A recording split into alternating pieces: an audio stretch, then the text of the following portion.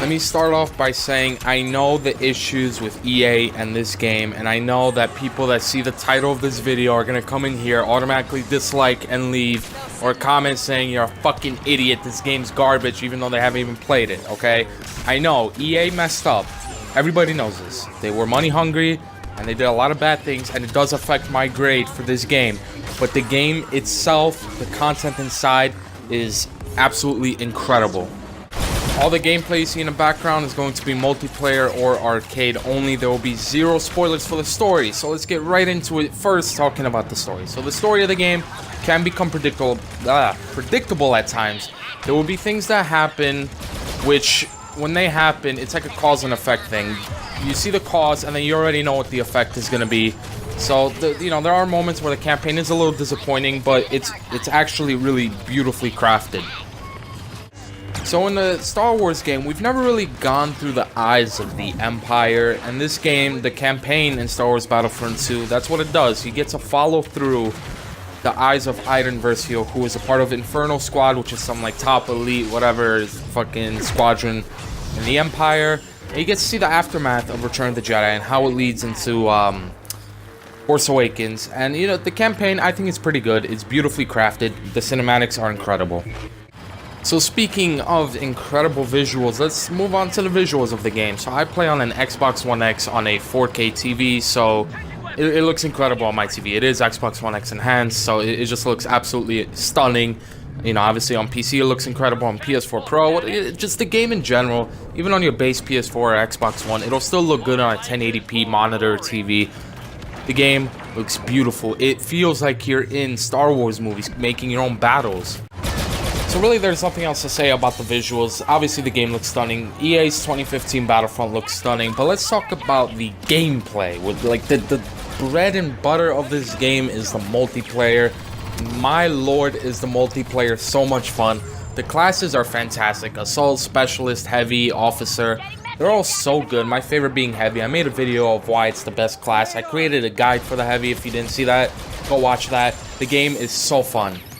We'll get into the whole progression thing later, but I do want to say that I like the star cards in general. I like how they work. Obviously, when they were in the loot boxes, it was a problem, but we'll get into that later.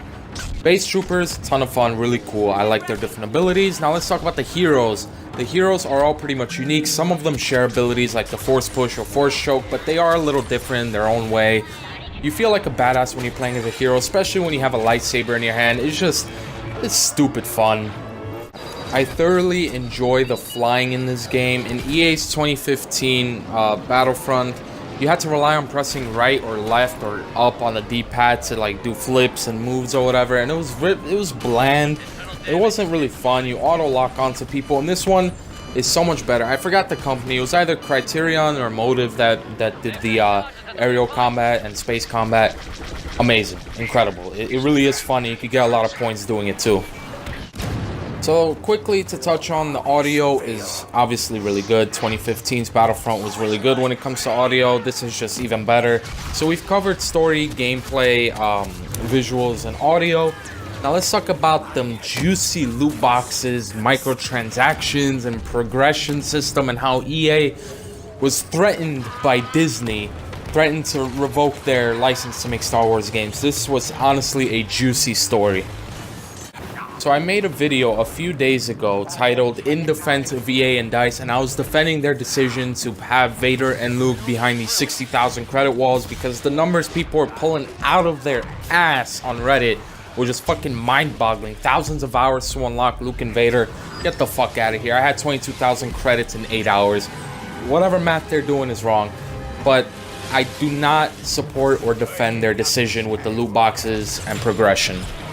If you don't know the full story, go ahead and look it up. I'm not talking about the entire thing here, but it does affect the grade. The fact that I can put in $100 and get a purple star card, and you have to you put in $1,000 or whatever, like it was bullshit. I know you can still get loot boxes with credits, and you can still get star cards from them, but you can't get purple ones.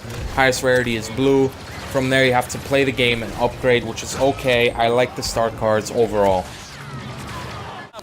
So in conclusion, the story is good, but can become predictable at times and has some cliches in there, which kind of affects the grade a little bit. Progression and the whole loot box thing, bad publicity, definitely affects the grade.